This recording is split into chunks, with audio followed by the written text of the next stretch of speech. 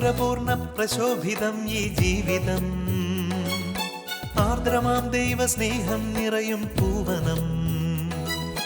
മാധുരപൂർണ്ണ പ്രശോഭിതം ഈ ജീവിതം, ആർദ്രമാം ദൈവസ്നേഹം നിറയും പൂവനം.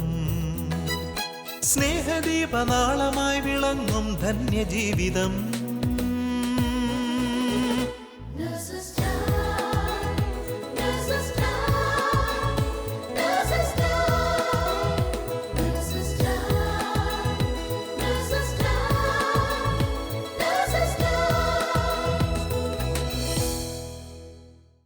Price the Lord. ലോകമെമ്പാടുമുള്ള അനേകം നഴ്സുമാർ ഏറെ ദാഹത്തോടെ കർത്താവിൻ്റെ തിരുവചനത്തിൻ്റെ അത്ഭുത ശക്തിയാൽ നിറയപ്പെടുന്നതിനായി കാത്തിരിക്കുന്ന അമൂല്യ നിമിഷങ്ങളാണല്ലോ ഇത്. വചനം തന്നെയായ യേശുവിൻ്റെ ജനനം ആഘോഷിക്കുന്ന ഡിസംബർ മാസത്തിലെ ഈ നഴ്സസ് ടൈമിലേക്ക് നിങ്ങളെ എല്ലാവരെയും ഏറെ സ്നേഹത്തോടെ സ്വാഗതം ചെയ്യുന്നു. ഈ വർഷത്തെ നമ്മുടെ ക്രിസ്മസ് ആഘോഷങ്ങൾക്കപ്പുറം കാരുണ്യ പ്രവൃത്തികളിലൂടെ ഉണ്ണി യേശുവിനെ വരവേൽക്കുവാനാണല്ലോ പരിശുദ്ധ പാപ്പ നമ്മോട് ആഹ്വാനം ചെയ്തിട്ടുള്ളത്. കാരണം ഡിസംബർ 8 മുതൽ നവംബർ 20 വരെ കരുണയുടെ വർഷമായിട്ടാണ് മാർപ്പാപ്പ പ്രഖ്യാപിച്ചിരിക്കുന്നതെന്ന് നമുക്കെല്ലാം അറിയാമല്ലോ. പ്രിയമുള്ളവരെ, തിരുവചനങ്ങളിലൂടെയും സഭയുടെ പ്രബോധനങ്ങളിലൂടെയുമെല്ലാം ഈ കാരുണ്യ പ്രവൃത്തികളെ പറ്റി ഇന്ന് നമ്മളോട് സംസാരിക്കുന്നത് ബഹുമാനപ്പെട്ട ജോയ് മേനാച്ചേരി അച്ഛനാണ്. അച്ഛനെ നമുക്ക് പ്രാർത്ഥനാപൂർവ്വം ശ്രവിക്കാം. ഈശോയിലേറ്റവും സ്നേഹം നിറഞ്ഞ നഴ്സസ് സഹോദരങ്ങളെ, നമ്മുടെ പരിശുദ്ധ പിതാവ് ഫ്രാൻസിസ് പാപ്പ ഈ കഴിഞ്ഞ മാർച്ച് 13-ാം തീയതി, അതായത് 2015 മാർച്ച് 13-ാം തീയതി അസാധാരണ ജൂബിലി വർഷം പ്രഖ്യാപിക്കുകയുണ്ടായി. അതിൻ്റെ കൽപ്പന പുറപ്പെടുവിച്ചത് 2015 ഏപ്രിൽ 11-ാം തീയതിയാണ്. ഈ അസാധാരണ ജൂബിലി വർഷം കാരുണ്യത്തിൻ്റെ വർഷമായിട്ടാണ് പ്രഖ്യാപിച്ചിരിക്കുന്നത്. ഈ കാരുണ്യത്തിൻ്റെ ഈ അസാധാരണ ജൂബിലി വർഷം തുടങ്ങുന്നതായി ആകട്ടെ 2015 ഡിസംബർ 8-ാം തീയതി പരിശുദ്ധ അമ്മയുടെ അമലോത്ഭവ തിരുനാളിൽ പരിശുദ്ധ പിതാവ് വിശുദ്ധ പത്രോസ് ലീഹായുടെ നാമധേയത്തിലുള്ള ബസലിക്കയിൽ വിശുദ്ധ കവാടം തുറന്നുകൊണ്ടാണ്.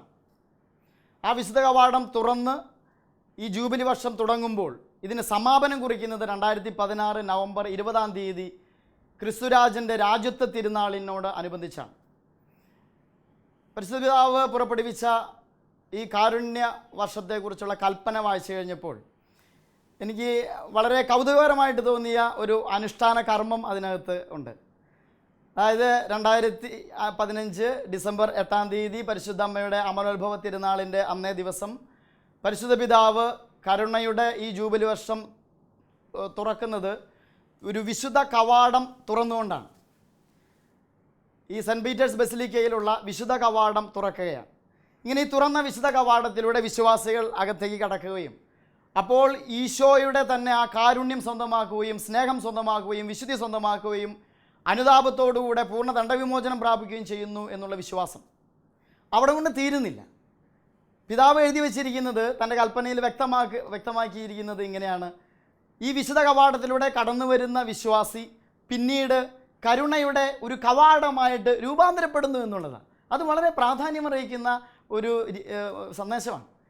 നമ്മൾ കരുണ സ്വീകരിക്കുക മാത്രമല്ല, കരുണയുടെ കവാടമായി നമ്മൾ തന്നെ മാറുന്നു എന്നുള്ളത്. പ്രത്യേകിച്ച് ഇത് എല്ലാ വിശ്വാസികളുമുള്ളൊരു സന്ദേശമാണിതെങ്കിലും ഞാൻ മനസ്സിലാക്കുന്നു ഇത് നേഴ്സസ് മിനിസ്ട്രിയിലെ അല്ലെങ്കിൽ നേഴ്സുമാരായ എല്ലാ സഹോദരന്മാർക്കുള്ള ഒരു സന്ദേശമാണ്. കാരണം നേഴ്സുമാർ അറിയപ്പെടുന്നത് കരുണയുടെ മാലാഖമാർ എന്നല്ലേ. കുറച്ചുകൂടി വ്യക്തമാക്കുകയാണെങ്കിൽ കരുണയുടെ കാവൽ മാലാഖമാർ എന്ന് വിളിക്കണം. ഈ കരുണയെ പിതാവ് വ്യക്തമാക്കുന്നത് 3 തലങ്ങളിലാണ്. പിതാവ് പറയുന്നു, സ്വർഗസ്ഥനായ പിതാവിൻ്റെ കാരുണ്യത്തിൻ്റെ മുഖമാണ് യേശു ക്രിസ്തു. അപ്പോൾ പിതാവ് ദൈവമായിട്ടുള്ള ഒരു തലത്തിൽ നിന്നുകൊണ്ടാണ് കാരുണ്യത്തെ പിതാവ് വ്യക്തമാക്കുന്നത്. ഒന്നാമത്തെ തലം അങ്ങനെയാണ്.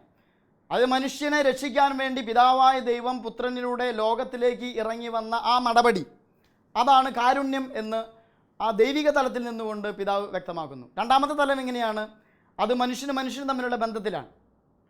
അതായത് വളരെ ആത്മാർത്ഥതയോടെ അനുദിന ജീവിതത്തിൽ തൻ്റെ സഹോദരന്മാരുടെ കണ്ണുകളിലേക്ക് നോക്കുന്ന ഏതൊരു മനുഷ്യൻ്റെയും ഹൃദയത്തിൽ അന്തർലീനമായി കിടക്കുന്ന ആ നിയമത്തെയാണ് കാരുണ്യം എന്നതുകൊണ്ട് പിതാവ് വ്യക്തമാക്കാൻ ഉദ്ദേശിക്കുന്നത്. മൂന്നാമത്തൊരു തലം ഇതിനകത്തുണ്ട്.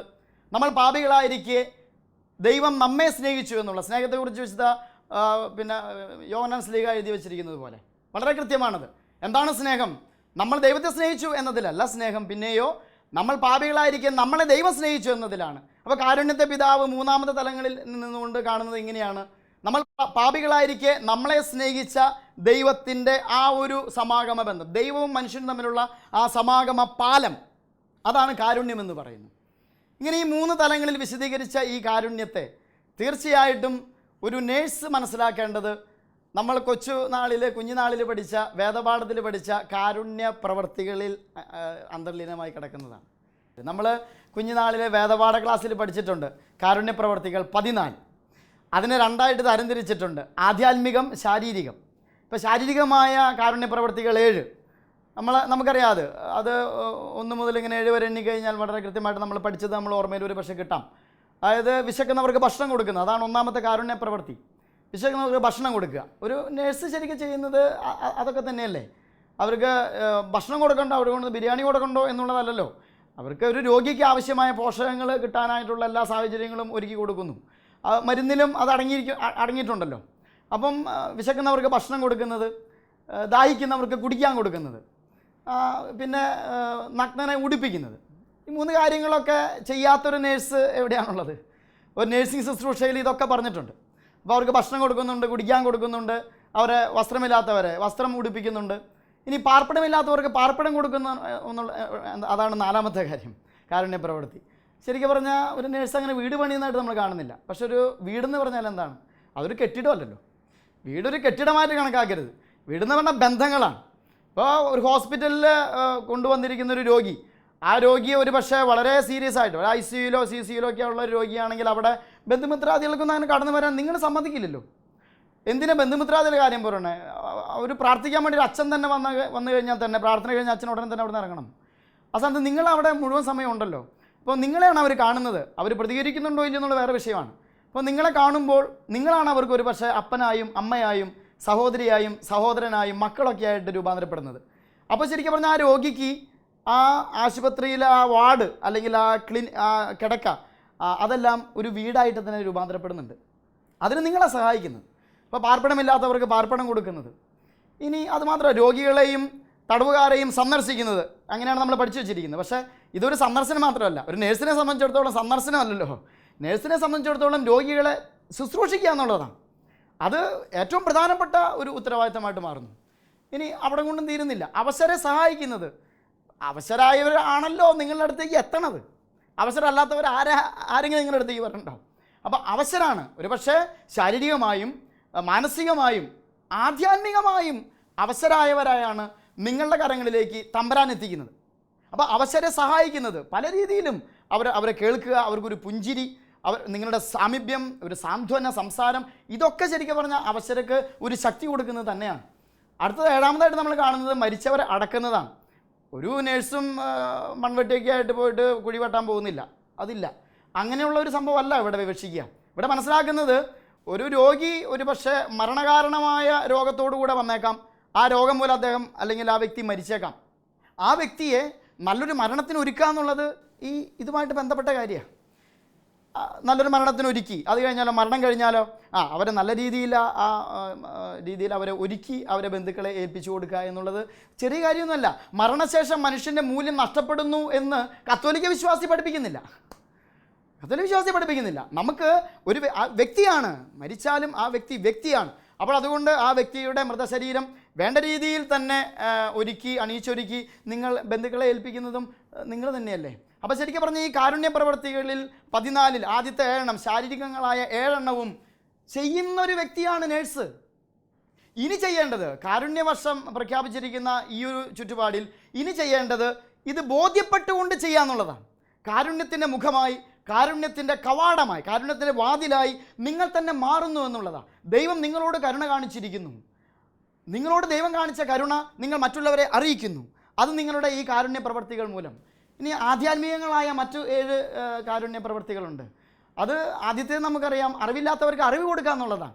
അവിടെ നിങ്ങളൊരു ട്യൂഷൻ സെൻറ്റർ തുടങ്ങുന്നില്ല, ആശുപത്രി ട്യൂഷൻ സെൻറ്റർ ഒന്നുമല്ല. പക്ഷേ അറിവില്ലാത്തവർക്ക് അറിവ് എന്ന് പറഞ്ഞാൽ പല കാര്യങ്ങൾക്കും അറിവ് കുറഞ്ഞവരായിരിക്കാം ഈ രോഗി എന്ന് പറയുന്ന ആ വ്യക്തി. ഇന്നത്തെ ഒരു മെഡിക്കൽ എത്തിക്സിൽ രോഗങ്ങളെക്കുറിച്ചുള്ള അറിവ് അവർക്ക് കൊടുക്കണം എന്നുള്ളത് തന്നെയാണ്. ഡോക്ടേഴ്സ് തന്നെ വ്യക്തമായിട്ട് രോഗികളോട് തുറന്ന് പറയുന്നു കാര്യങ്ങൾ. സംശയങ്ങളുള്ളവർ സംശയ നിവാരണം 2ാമത്തെ കാര്യമാണ്. അപ്പോൾ അറിവില്ലാത്തവർക്ക് അറിവ് കൊടുക്കുക, സംശയ നിവാരണം നടത്തുക, സംശയിക്കുന്നവരുടെ സംശയ നിവാരണം. രോഗി തന്നെ പല കാര്യങ്ങളും സംശയങ്ങൾ ചോദിച്ചേക്കാം.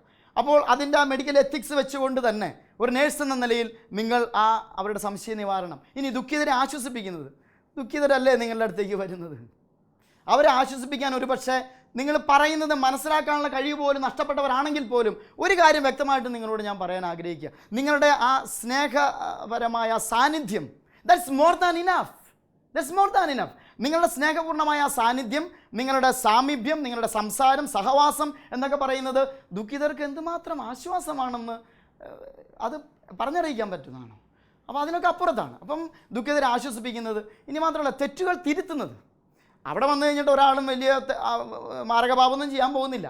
പക്ഷേ അത്തരത്തിലുള്ള ഒരു അനുഭവങ്ങളിലൂടെ കടന്നു വന്ന ഒരു രോഗിയായിരിക്കാം നിങ്ങളുടെ കൂടെ ഉള്ളത്, നിങ്ങളെ ശുശ്രൂഷിക്കാൻ ദൈവം ഏൽപ്പിച്ചിരിക്കുന്നത്.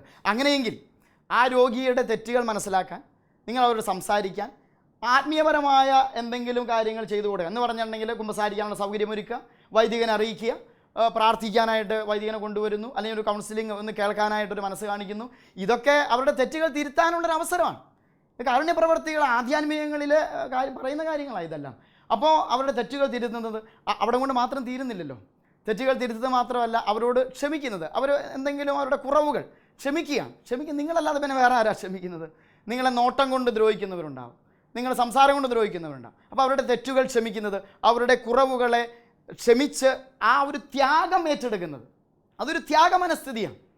ശരിക്കും കഴിഞ്ഞ പേപ്പറിൽ നമ്മൾ വായിച്ചത്, ഡോക്ടേഴ്സിനെ ആക്രമിച്ച രോഗിയുടെ കാര്യങ്ങളിൽ ഇടപെടാനായിട്ട് വൈകിയതുകൊണ്ടോ എന്തോ ഒരു പ്രശ്നം ഉണ്ടായതുകൊണ്ട് ഡോക്ടേഴ്സിനെ ആക്രമിച്ച സംഭവം നമ്മൾ പേപ്പറിൽ വായിച്ചതാണ്.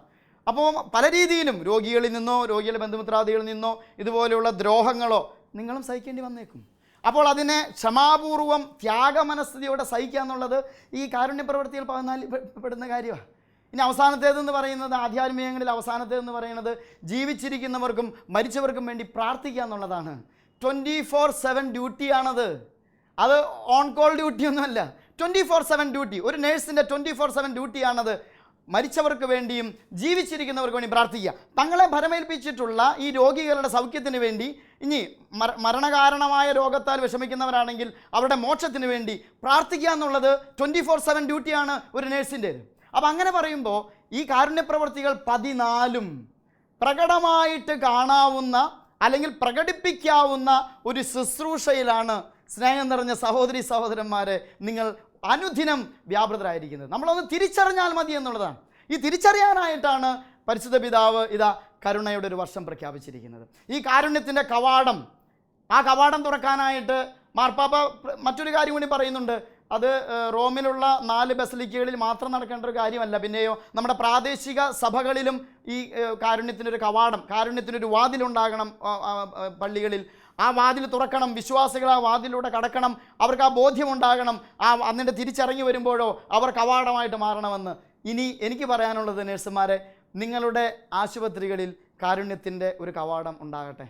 നിങ്ങൾ കടന്നു പോകുന്ന കവാടം കാരുണ്യത്തിൻ്റേതാണെന്നുള്ളൊരു ബോധ്യമുണ്ടായാൽ മതി. അല്ലാതെ അവിടെ എഴുതി വെക്കേണ്ട കാര്യങ്ങളൊന്നുമില്ല. കാരുണ്യത്തിൻ്റെ വാതിൽ എന്ന് പറഞ്ഞ് എഴുതി വെക്കേണ്ട കാര്യമൊന്നുമില്ല, വിശുദ്ധിയുടെ വാതിൽ എന്ന് പറഞ്ഞ് എഴുതി വെക്കേണ്ട കാര്യമൊന്നുമില്ല. നിങ്ങളുടെ മനസ്സിൽ അത് ആലേഖനം ചെയ്യപ്പെടണം, നിങ്ങളുടെ വീട്ടിൽ നിങ്ങൾ പ്രധാന വാതിൽ തന്നെ കരുണയുടെ വാതിലായിട്ട് എന്തുകൊണ്ട് രൂപാന്തരപ്പെട്ടുകൂടാ? നിങ്ങളുടെ ഹൃദയത്തിൻ്റെ വാതിൽ എന്തുകൊണ്ട് കരുണയുടെ വാതിൽ ആയി മാറിക്കൂടാ? ഇത്തരത്തിലുള്ള ഒരു വെല്ലുവിളിയാണ് സത്യത്തിൽ പരിശുദ്ധ പിതാവ് ഫ്രാൻസിസ് മാർപ്പാപ്പ വിശ്വാസികൾക്ക്, പ്രത്യേകമായ നേഴ്സുമാർക്ക് നൽകുന്നത്. അപ്പോൾ ഈ കരുണയുടെ വർഷത്തിൽ മാത്രമല്ല, തുടർന്നും നമ്മുടെ ജീവിതം തന്നെ കാരുണ്യത്തിൻ്റെ മുഖമായിട്ട് മാറട്ടെ. നമ്മുടെ ഹൃദയസ്പന്ദനം കാരുണ്യത്തിൻ്റെ സ്പന്ദനങ്ങളായിട്ട് മാറട്ടെ.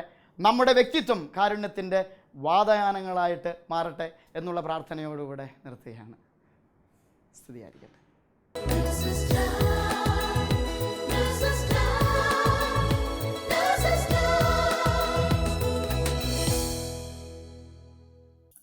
പ്രിയമുള്ളവരെ, നമ്മെപ്പോലുള്ള നഴ്സസിനെ സംബന്ധിച്ചിടത്തോളം കരുണയുടെ വർഷം എത്രമാത്രം പ്രധാനപ്പെട്ടതാണെന്ന് ജോയ് അച്ഛനിലൂടെ നാം ശ്രവിച്ചുവല്ലോ.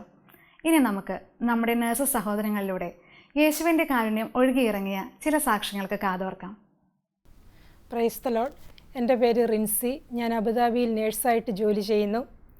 ഈശോയെ രുചിച്ചറിയുവാൻ, സ്നേഹിക്കുവാൻ തുടങ്ങിയപ്പോൾ ഈശോ അനേകം അത്ഭുതങ്ങളിലൂടെയും അടയാളങ്ങളിലൂടെയും എൻ്റെ ജീവിതത്തിലും കുടുംബത്തിലും കടന്നു വരികയും അതിലൂടെ എൻ്റെ വിശ്വാസം വർദ്ധിക്കുവാനിടയാവുകയും ചെയ്തു. നേഴ്സസ് മിനിസ്ട്രി അതിന് ഒരു കാരണമായതിനെ ഓർത്ത് ഞാൻ നന്ദി പറയുന്നു. എൻ്റെ ജീവിതത്തിലെ അനേകം അത്ഭുതങ്ങളിൽ ഒന്ന് ഞാനിവിടെ നിങ്ങളോട് ഷെയർ ചെയ്യുവാനായിട്ട് ആഗ്രഹിക്കുന്നു. ഒരു ദിവസം പതിവ് പോലെ ഞാൻ ഡ്യൂട്ടി ആരംഭിച്ചു. 8 മണിയായപ്പോൾ കോഫി റൂമിലേക്ക് ആഹാരം കഴിക്കുവാനായിട്ട് ചെന്നു. അപ്പോൾ അവിടെ രാവിലെ കോഫി മെഷീൻ ഫില്ല് ചെയ്യുവാനായിട്ടൊരു പയ്യൻ കടന്നു വന്നു. ആ മകനെ കണ്ടപ്പോൾ തന്നെ പെട്ടെന്ന് എനിക്ക് ഉള്ളിൽ നിന്ന് ഭക്ഷണം പങ്കുവയ്ക്കുവാനായിട്ടൊരു തോന്നലുണ്ടായി. ആഹാരം കഴിച്ചുകൊണ്ടിരിക്കുമ്പോൾ ആ മകൻ പെട്ടെന്ന് എന്നോട് ചോദിച്ചു, സിസ്റ്റർ, എൻ്റെ ചേട്ടനും ഭാര്യയ്ക്കും അനേകം വർഷങ്ങളായിട്ട് കുഞ്ഞുങ്ങളില്ലായിരുന്നു. ഇപ്പോൾ ഭാര്യ 3.5 മാസം പ്രഗ്നൻ്റാണ്. ഡോക്ടർ പറയുന്നു അത് വയറിൽ വളരുന്നത് ഒരു മാംസപിണ്ഡമാണ്. കുഞ്ഞ് ജനിച്ചാൽ തന്നെ അംഗവൈകല്യങ്ങളോടുകൂടിയായിരിക്കും കുഞ്ഞ് ജനിക്കുക. ഇത് നോർമലല്ല. അതുകൊണ്ട് ഇതിനെ അബോർട്ട് ചെയ്യണം. അതിനുവേണ്ടി അബോർട്ട് ചെയ്യുവാനായിട്ട് അവരിപ്പോൾ പോയിരിക്കുകയാണ്. 1.5 മണിക്കൂറോളം അവർ യാത്ര ചെയ്തു കഴിഞ്ഞു. ഇത് കേട്ടപ്പോൾ പെട്ടെന്ന് ഞാൻ എന്താണ് ആ മകനോട് സംസാരിക്കേണ്ടതെന്ന് എനിക്ക് കിട്ടിയില്ല. പക്ഷേ പരിശുദ്ധാത്മാവ് പ്രചോദനം നൽകിയതനുസരിച്ച് ഞാൻ സംസാരിച്ചു. ഞാനൊരു ക്രിസ്ത്യനാണ്. ഞങ്ങളുടെ മതവിശ്വാസം അനുസരിച്ച് അബോർഷൻ എന്ന് പറയുന്നത് വലിയൊരു തിന്മയാണ്. ഇൻ കേസ് ആ കുഞ്ഞ് ജനിച്ചാൽ, അംഗവൈകല്യങ്ങളോടുകൂടി ജനിച്ചാൽ, ആ കുഞ്ഞിനെ വളർത്തുവാനായിട്ട് ദൈവം നമ്മളെ ഏൽപ്പിച്ചതാണ്. ആ കുഞ്ഞുങ്ങളുടെ സ്നേഹവും പ്രത്യേകമായ ലാളനയും കുഞ്ഞുങ്ങളുടെ പ്രത്യേകമായ സ്നേഹമൊക്കെ ഞാൻ ആ മകന് പറഞ്ഞു കൊടുത്തു. 15 മിനിറ്റോളം ഞങ്ങൾ സംസാരിച്ചു. അതിനുശേഷം ഞങ്ങളുടെ ഈ വാർഡിലുള്ള അംഗവൈകല്യമുള്ള 2-3 കുഞ്ഞുങ്ങളെയൊക്കെ ഞാൻ കാണിച്ചു കൊടുത്തു. ആ കുഞ്ഞുങ്ങളുടെ നോട്ടവും സ്നേഹവും ഒക്കെ ഞാൻ കാണിച്ചു കൊടുത്തു. അവസാനമായിട്ട് ഞാൻ പറഞ്ഞു, എൻ്റെ ഉപദേശം ഈ കുഞ്ഞിനെ കളയരുതെന്നാണ്. അതിനുശേഷം ഈ മകൻ തിരിച്ചുപോയി. ഞാൻ എൻ്റെ വർക്ക് കണ്ടിന്യൂ ചെയ്തു. പിന്നീട് 6 മാസങ്ങൾക്ക് ശേഷമാണ് ഞാൻ ഈ വ്യക്തിയെ കാണുന്നത്. പെട്ടെന്ന് ഈ മകൻ ഓടി വന്ന് എന്നോട് കാര്യങ്ങളെല്ലാം പറഞ്ഞു. ചേട്ടൻ്റെ ഭാര്യ പ്രസവിച്ചു, പെൺകുഞ്ഞാണ്, നോർമലായ ഒരു കുഞ്ഞിനെ പ്രസവിച്ചിരിക്കുന്നെന്ന് പറഞ്ഞു. ഞാൻ കാര്യങ്ങളെല്ലാം തിരക്കി. ആ മകൻ പറയുകയായിരുന്നു, ഞങ്ങൾ പോയതിന് ശേഷം ഈ മകൻ പെട്ടെന്ന് തന്നെ ചേട്ടനെയും ഭാര്യയെയും വിളിക്കുകയും കാര്യങ്ങൾ ഇവിടെ ഞങ്ങൾ ഷെയർ ചെയ്തെല്ലാം സംസാരിക്കുകയും ചെയ്തു. അവരൊരുമിച്ച് തീരുമാനമെടുത്തു ആ പ്രഗ്നൻസി കണ്ടിന്യൂ ചെയ്യാനായിട്ട്. അങ്ങനെ 9 മാസങ്ങൾക്ക് ശേഷം ആ സ്ത്രീ ഒരു നോർമലായ കുഞ്ഞിനെ പ്രസവിച്ചു. എൻ്റെ മനസ്സിലേക്ക് ഒരു വചനം കടന്നു വന്നു. എസെക്കിയാൽ പ്രവാചകൻ്റെ പുസ്തകം 37-ാം അധ്യായം 6-ാം വാക്യം, ഞാൻ നിങ്ങളുടെ മേൽ ഞരമ്പുകൾ വച്ചുപിടിപ്പിക്കുകയും മാംസം വളർത്തുകയും ചർമ്മം കൊണ്ട് പൊതിയുകയും ജീവൻ നിവേശിപ്പിക്കുകയും ചെയ്യും. നിങ്ങൾ ജീവൻ പ്രാപിക്കും. ഞാനാണ് ദൈവമായ കർത്താവെന്ന് നിങ്ങളെല്ലാവരും അറിയും. എൻ്റെ പ്രിയപ്പെട്ട നഴ്സുമാരെ, നിങ്ങൾ ഓരോരുത്തരും കടന്നു പോകുന്ന ഓരോ നിമിഷവും വിലപ്പെട്ടതാണ്. ഈശോയ്ക്ക് നമ്മുടെ കൈകളും നാവും കാലുകളും എല്ലാം ആവശ്യമാണ്. ഈശോയുടെ കൈയാകുവാനായിട്ട്, കാലാകുവാനായിട്ട്, നാവാകുവാനായിട്ട് നമ്മെ ഓരോരുത്തരെയും ഈശോ ക്ഷണിക്കുന്നു. ഒരു പുതിയ സൃഷ്ടിയാകുവാനായിട്ട്, ഒരു പുതിയ അഭിഷേകത്തിലൂടെ കടന്നു വരുവാനായിട്ട് നമ്മുടെ ഈ നേഴ്സിംഗ് പ്രൊഫഷനിലൂടെ ഈശോ നമ്മെ ക്ഷണിക്കുകയാണ്. ഈശോ നിങ്ങളെ എല്ലാവരെയും അനുഗ്രഹിക്കട്ടെ.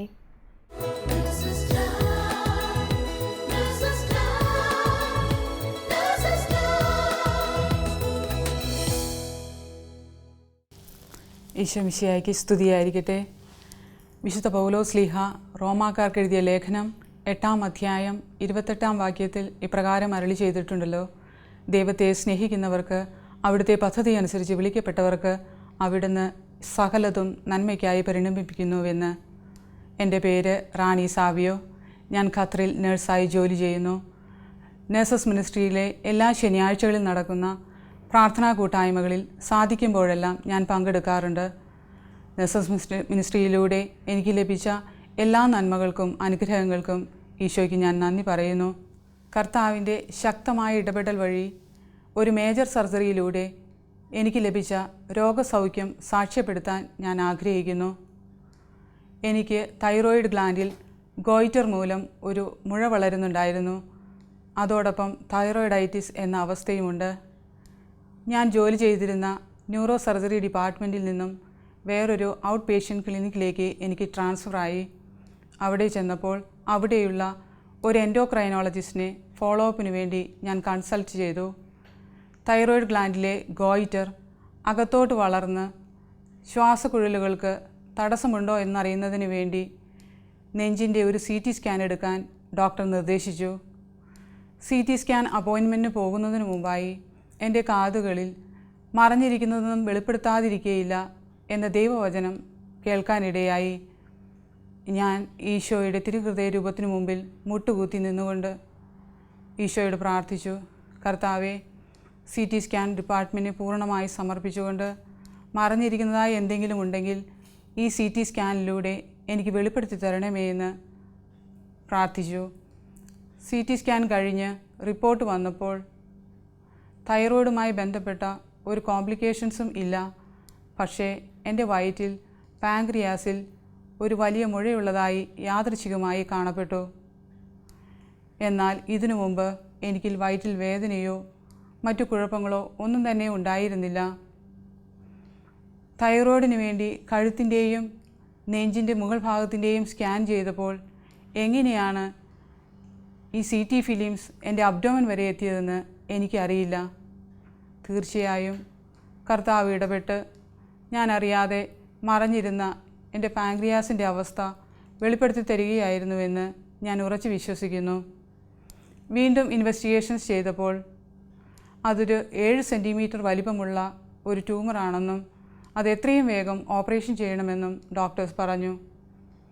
ഓപ്പറേഷന് വേണ്ട എല്ലാ കാര്യങ്ങളും കർത്താവ് നല്ല ഇടയനായി എനിക്ക് മുമ്പേ ചെന്ന് ക്രമീകരിച്ചു തന്നു. നഴ്സസ് മിനിസ്ട്രിയിലെ എല്ലാ സഹോദരങ്ങളും വൈദികരും അനേകം ദൈവമക്കളും എനിക്ക് വേണ്ടി ആത്മാർത്ഥമായി പ്രാർത്ഥിച്ചിരുന്നു. അതിൻ്റെ ഫലമായി ഭയമോ ഉത്കണ്ഠയോ ഇല്ലാതെ ധൈര്യപൂർവ്വം ഓപ്പറേഷനെ അഭിമുഖീകരിക്കാനുള്ള കൃപ ലഭിച്ചു.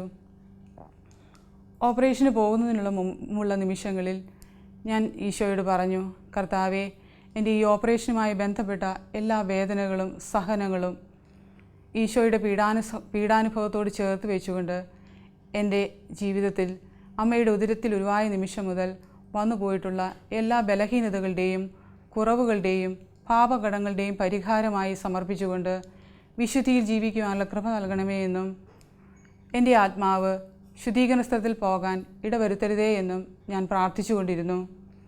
അപ്പോൾ എല്ലാം അറിയുന്നവനായ കർത്താവ്, നമ്മുടെ ചിന്തകളും വിചാരങ്ങൾ പോലും വിവേചിച്ചറിയുന്നവനായ കർത്താവ് ഒരു സിസ്റ്ററിലൂടെ ഒരു വചനം നൽകി. പുറപ്പാടിൻ്റെ പുസ്തകം 33-ാം അധ്യായം 17-ാം വാക്യം. നീ ആവശ്യപ്പെട്ട ഈ കാര്യവും ഞാൻ ചെയ്യും, എന്തെന്നാൽ നീ എൻ്റെ പ്രീതി നേടിയിരിക്കുന്നു. നിന്നെ എനിക്ക് നന്നായി അറിയാം. കർത്താവിൻ്റെ ഈ വചനം എനിക്ക് ഒത്തിരി ആശ്വാസം നൽകി. ഞാൻ ജോലി ചെയ്യുന്ന ഹോസ്പിറ്റലിൽ തന്നെ ഓപ്പറേഷന് വിധേയയായി. 8 മണിക്കൂർ നീണ്ടുനിന്ന ഒരു മേജർ സർജറി ആയിരുന്നു. ഒത്തിരി കോംപ്ലിക്കേറ്റഡ് ആയിരുന്നു. 11 സെൻറ്റിമീറ്റർ വലിപ്പമുള്ള വലിയൊരു ട്യൂമറായിരുന്നു. പാങ്ക്രിയാസിൻ്റെ പകുതിയിൽ കൂടുതൽ ഭാഗം നീക്കം ചെയ്യപ്പെട്ടു. അതോടൊപ്പം സ്പ്ലീനും നീക്കം ചെയ്യേണ്ടി വന്നു. എല്ലാവരുടെയും പ്രാർത്ഥനയുടെ ഫലമായി കർത്താവ് കൂടെ നിന്ന് ഡോക്ടേഴ്സിൻ്റെ കരങ്ങളിലൂടെ സർജറി വിജയകരമാക്കി മാറ്റി. ഓപ്പറേഷന് ശേഷം 2 ആഴ്ചയോളം എനിക്ക് അതിശക്തമായ വേദനയായിരുന്നു. ഓപ്പറേഷൻ്റെ വേദനയും സ്ട്രെസ്സും അതിജീവിക്കുവാനുള്ള ശക്തി എൻ്റെ ശരീരത്തിനില്ലായിരുന്നു. ദീർഘനേരം നീണ്ടുനിന്ന ഓപ്പറേഷൻ്റെ ഫലമായി എൻ്റെ ലങ്സ് കൊളാപ്സായിപ്പോയി. ബ്ലഡിലെ ഹീമോഗ്ലോബിൻ്റെ ലെവല് ഒത്തിരിയേറെ കുറഞ്ഞു പോയിരുന്നു. ശ്വാസമുട്ടൽ ഉണ്ടായിരുന്നു. തുടർച്ചയായി വേദനയ്ക്കുള്ള മരുന്നുകൾ തന്നിരുന്നുവെങ്കിലും എനിക്ക് യാതൊരു ഫലവും ഉണ്ടായിരുന്നില്ല. ഒട്ടും ഉറങ്ങാൻ പറ്റാത്ത അവസ്ഥയായിരുന്നു. ഈ സന്ദർഭങ്ങളിലെല്ലാം നഴ്സസ് മിനിസ്ട്രിയിലെ എല്ലാ സഹോദരങ്ങളുടെയും കൂട്ടുകാരുടെയും സാന്നിധ്യവും സ്നേഹവും പ്രാർത്ഥനകളും ഒത്തിരി എന്നെ ശക്തിപ്പെടുത്തി. ഈശോയുടെ പീഡാനുഭവത്തിൻ്റെയും അതികഠിനമായ വേദനയുടെയും ആഴങ്ങൾ എത്രയെന്ന് എനിക്ക് മനസ്സിലാക്കാൻ കഴിഞ്ഞു. എൻ്റെ ഈ ചെറിയ സഹനങ്ങൾ ഈശോയുടെ പീഡാനുഭവത്തോട് ചേർത്ത് വെച്ചുകൊണ്ട് എൻ്റെയും പൂർവികരുടെയും പാപകടങ്ങൾക്ക് പരിഹാരമായി അനേകം പാപികൾക്കും രോഗികൾക്കും ശുദ്ധീകരണ സ്ഥലത്തിൽ വേദന അനുഭവിക്കുന്ന എല്ലാ ആത്മാക്കൾക്ക് വേണ്ടിയും ലോകം മുഴുവനുമുള്ള 2 കോടിയിലധികമുള്ള എല്ലാ നഴ്സസിനും അവരുടെ കുടുംബങ്ങൾക്ക് വേണ്ടിയും പ്രത്യേകിച്ച് ഖത്തർ നഴ്സസ് മിനിസ്ട്രിക്ക് വേണ്ടിയുമൊക്കെ കാഴ്ചവെച്ചുകൊണ്ടിരുന്നു. അപ്പോഴെല്ലാം ഈശോയുടെ വലിയ സ്നേഹവും സാന്നിധ്യവും എന്നെ വലയം ചെയ്യുന്നതായി തോന്നുകയും ഈശോ കൈ നീട്ടി ഈ സഹനങ്ങളെല്ലാം സ്വീകരിക്കുന്നതായും എനിക്ക് വ്യക്തിപരമായി അനുഭവിച്ചറിയാൻ കഴിഞ്ഞു. വിശുദ്ധ പത്രോസ് ലീഹായുടെ 1-ാം ലേഖനം 4-ാം അധ്യായം 1-ാം വാക്യം. ശരീരത്തിൽ പീഡ സഹിച്ചിട്ടുള്ള ക്രിസ്തുവിൻ്റെ മനോഭാവം നിങ്ങൾക്ക് ആയുധമായിരിക്കട്ടെ. എന്തെന്നാൽ ശരീരത്തിൽ സഹിച്ചിട്ടുള്ളവൻ പാപത്തോട് വിടവാങ്ങിയിരിക്കുന്നു. വീണ്ടും ഈ വചനം നൽകി കർത്താവ് എന്നെ ശക്തിപ്പെടുത്തി. പിന്നീട് ബയോപ്സി റിപ്പോർട്ട് വന്നപ്പോൾ നോർമലായിരുന്നു. ഡോക്ടേഴ്സ് പറഞ്ഞത് കുറച്ച് ദിവസങ്ങൾ കൂടി കഴിഞ്ഞിരുന്നുവെങ്കിൽ ഈ ട്യൂമർ വളർന്ന് പാൻക്രിയാസ് മുഴുവൻ സ്പ്രെഡ് ആകുകയും അത് ക്യാൻസർ സ്റ്റേജിലേക്ക് ആയി മാറുമായിരുന്നുവെന്നാണ്. പുറപ്പാടിൻ്റെ പുസ്തകം 14-ാം അധ്യായം 14-ാം വാക്യം. കർത്താവ് നിങ്ങൾക്ക് വേണ്ടി യുദ്ധം ചെയ്തുകൊള്ളും, നിങ്ങൾ ശാന്തരായിരുന്നാൽ മതി. എനിക്ക് വരാമായിരുന്ന എല്ലാ കോംപ്ലിക്കേഷനെയും കർത്താവ് എടുത്തു മാറ്റി. ഇപ്പോൾ പാൻക്രിയാസും സ്പ്ലീനും ഇല്ലാത്തതുമൂലം ഉണ്ടാകാൻ ഇടയുള്ള കോംപ്ലിക്കേഷൻസ് ഒന്നും തന്നെയില്ല. വീണ്ടും ആരോഗ്യം നൽകി ഈശോ എന്നെ സുഖപ്പെടുത്തി. ജെറമയായുടെ പുസ്തകം 30-ാം അധ്യായം 17-ാം വാക്യം. ഞാൻ നിനക്ക് വീണ്ടും ആരോഗ്യം നൽകും, നിന്റെ മുറിവുകൾ സുഖപ്പെടുത്തും. ഫിലിപ്പിയർക്കുള്ള ലേഖനം 1-ാം അധ്യായം 29-ാം വാക്യം. ക്രിസ്തുവിൽ വിശ്വസിക്കാൻ മാത്രമല്ല അവനു വേണ്ടി സഹിക്കുവാനുള്ള അനുഗ്രഹം അവനെ പ്രതി നിങ്ങൾക്ക് ലഭിച്ചിരിക്കുന്നു. പ്രിയ സഹോദരങ്ങളെ, ക്രിസ്തുവിൻ്റെ പീഡാസഹനങ്ങളോട് ചെറിയ രീതിയിൽ പങ്കാളിയാകാൻ അനുഗ്രഹം തന്നുകൊണ്ട് എനിക്ക് ലഭിച്ച അത്ഭുതകരമായ സൗഖ്യവും വിടുതലും പരിശുദ്ധ അമ്മയുടെ വലിയ മധ്യസ്ഥ സഹായം കൊണ്ട് മാത്രമാണ്. ജപമാലയിലൂടെ അമ്മയോട് ചേർന്ന് നടക്കുമ്പോൾ അതിവേഗം ഈശോയിലേക്ക് അടുക്കുവാൻ പരിശുദ്ധ അമ്മ നമ്മെ സഹായിക്കുന്നു. ജീവിതത്തിലുണ്ടാകുന്ന കുരിശുകളും സഹനങ്ങളും സന്തോഷപൂർവ്വം ഏറ്റെടുത്തുകൊണ്ട് ഈശോയോട് ചേർന്ന് നിന്നുകൊണ്ട് വിശുദ്ധിയിൽ സ്വർഗരാജ്യത്തെ ലക്ഷ്യമാക്കി ജീവിക്കുവാനുള്ള പരിശുദ്ധാത്മ ശക്തി ലഭിക്കാൻ പരിശുദ്ധ അമ്മ നമ്മെ സഹായിക്കട്ടെ. അമ്മയിലൂടെ എനിക്ക് ലഭിച്ച ഈശോ എന്നോട് കാണിച്ച അനന്തമായ സ്നേഹത്തിനും അതിരറ്റ കരുണയ്ക്കും അത്ഭുതകരമായ സൗഖ്യത്തിനും വിടുതലിനും ഈശോയ്ക്ക് 1000 നന്ദി. ഈശോ എല്ലാവരെയും സമൃദ്ധമായി അനുഗ്രഹിക്കട്ടെ. കർത്താവിൻ്റെ നാമം മഹത്വപ്പെടട്ടെ. ആമേൻ. തിരുസഭ പ്രധാനമായും 14 കാരുണ്യ പ്രവർത്തികളാണല്ലോ നമുക്ക് നൽകിയിരിക്കുന്നത്. ശാരീരികങ്ങൾ 7, ആധ്യാത്മികങ്ങൾ 7. നോമ്പിൻ്റെ ഏകദേശം പകുതിയോടടുത്തിരിക്കുന്ന നമുക്ക് ഇനിയുള്ള ദിവസങ്ങളിൽ ഈ കാരുണ്യ പ്രവർത്തികളെപ്പറ്റി കൂടുതലായി ചിന്തിച്ചുകൊണ്ടും ധ്യാനിച്ചുകൊണ്ടും അതിലുപരിയായി ജീവിതത്തിൽ പ്രാവർത്തികമാക്കിക്കൊണ്ടും നമുക്ക് നല്ലൊരു ക്രിസ്മസിനായി ഒരുങ്ങാം. അതിനായി ലോകമെമ്പാടുമുള്ള എല്ലാ നഴ്സുമാരെയും അവരുടെ കുടുംബങ്ങളെയും പരിശുദ്ധ അമ്മയുടെ വിമല ഹൃദയം വഴി ഈശോയ്ക്ക് സമർപ്പിച്ച് നമുക്ക് പ്രാർത്ഥിക്കാം. ഓരോ നഴ്സും ഒരു വിശുദ്ധനാവട്ടെ, വിശുദ്ധയാവട്ടെ. ദൈവമാതാവും ഞങ്ങളുടെ അമ്മയുമായ കന്യകാമറിയമേ, ഫാത്തിമാനാഥേ, എന്നെയും എൻ്റെ കുടുംബത്തെയും തിരുസഭയെയും മാനവകുലത്തെയും ലോകമെമ്പാടുമുള്ള നേഴ്സുമാരെയും അങ്ങേ വിമല ഹൃദയത്തിന് പ്രതിഷ്ഠിക്കുന്നു. അങ്ങേ ശക്തിയുള്ള സംരക്ഷണത്തിൽ ഞങ്ങളെ കാത്തുകൊള്ളണമേ. ആത്മീയവും ശാരീരികവുമായ സകല അപകടങ്ങളിലും ക്ലേശങ്ങളിലും നിന്ന് ഞങ്ങളെ രക്ഷിച്ചു കൊള്ളണമേ. എല്ലാറ്റിലും ദൈവേഷ്ടം കണ്ടെത്തി നിറവേറ്റുവാനും യേശുവിൻ്റെ തിരുഹൃദയത്തിന് പ്രീതികരമായ വിധത്തിൽ ജീവിച്ച് സ്വർഗഭാഗ്യത്തിൽ എത്തിച്ചേരുവാനും കാരുണ്യനാഥേ, ഞങ്ങളുടെ സ്നേഹമുള്ള അമ്മേ, ഞങ്ങളെ സഹായിക്കണമേ. ആമേൻ.